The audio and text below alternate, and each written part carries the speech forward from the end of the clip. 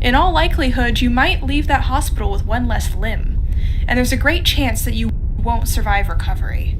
This is the world of Victorian medicine, and today I want to take you on a tour of this world as well as introduce you to one of the most renowned and infamous surgeons of the era, Robert Liston. But before we get into it, just some quick disclaimers. I'm going to focus on the medicine of Victorian Western Europe and America with an emphasis on Britain specifically. This video is not going to cover literally everything there is to know about the subject. I can only fit so much into a video, as always.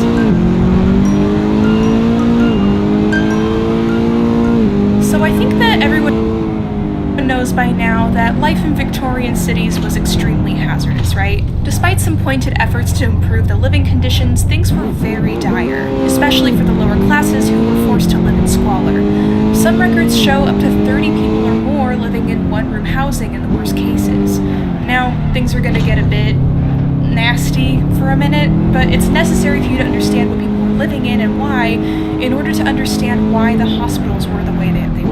Indoor plumbing wasn't brought in until Thomas Crapper invented the flushing mechanism. Yes, that's his name, and that's why people call toilets crappers. So any water you used needed to be brought in from the outside, and most people did their business outside anyway. The lack of plumbing and inadequate sewer systems led to massive cesspools outside of people's homes, not to mention the horse poop in the streets, because remember, there weren't cars yet, and the streets were often still dirt, so the waste and wet mud was a situation.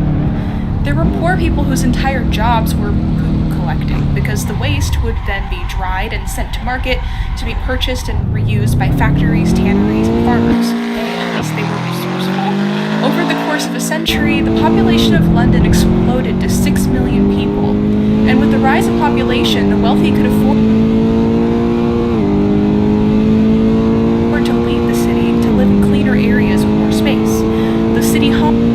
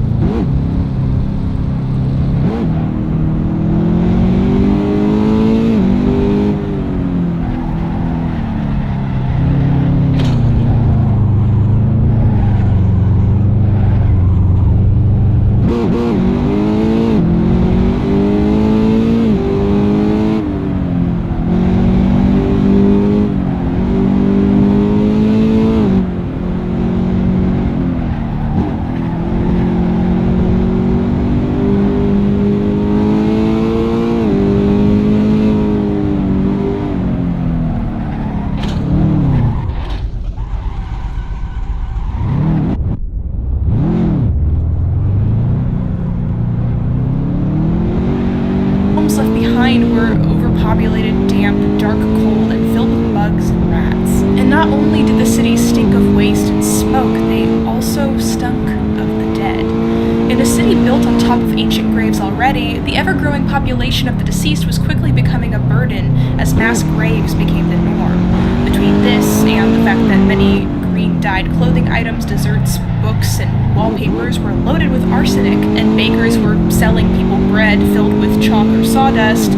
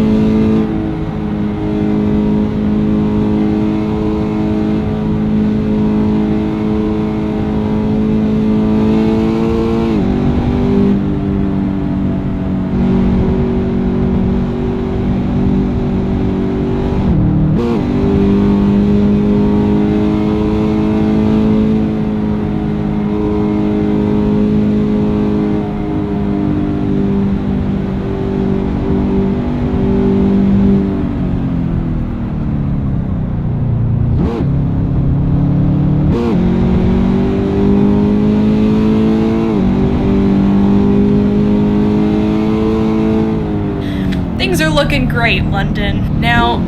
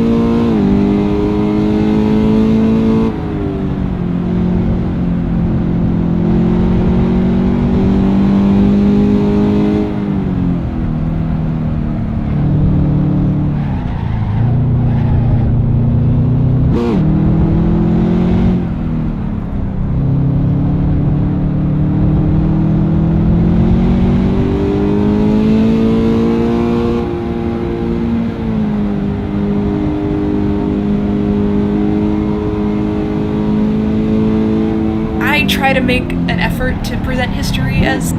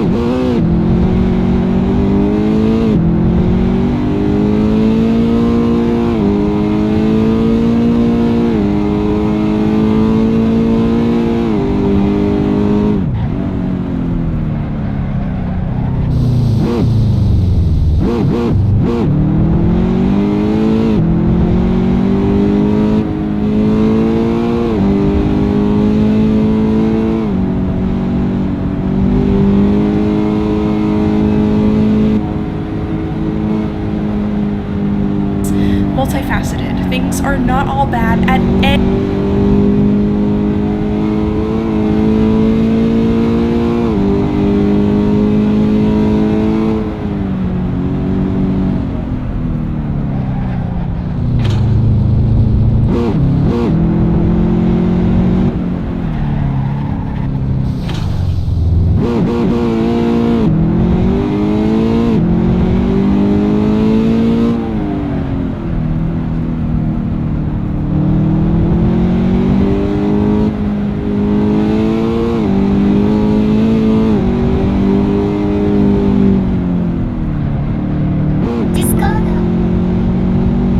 any point in history. There was still love and happiness and color.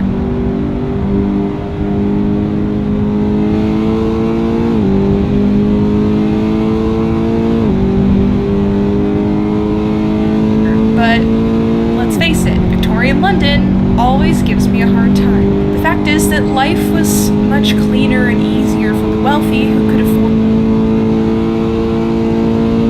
lavish bathrooms and untainted water to keep clean. What reason did they have to fear it? And unlike the poor, rich people could afford to have doctors treat them at home, where they were far less likely to die of infection. They could even afford to travel to the countryside to take in healing, clean airs. And the poor couldn't. But how did things even get to this point? I've talked about Victorian medicine a bit in both my Crimson Peak video and my Bram Stoker video, and I've explained how early modern Europe thought about pathogens in my Medieval Myths video, but let's take a refresher course on what exactly people believed. Like many aspects of the sciences, the Arabic world was way ahead of Europe in terms of accepting germ theory.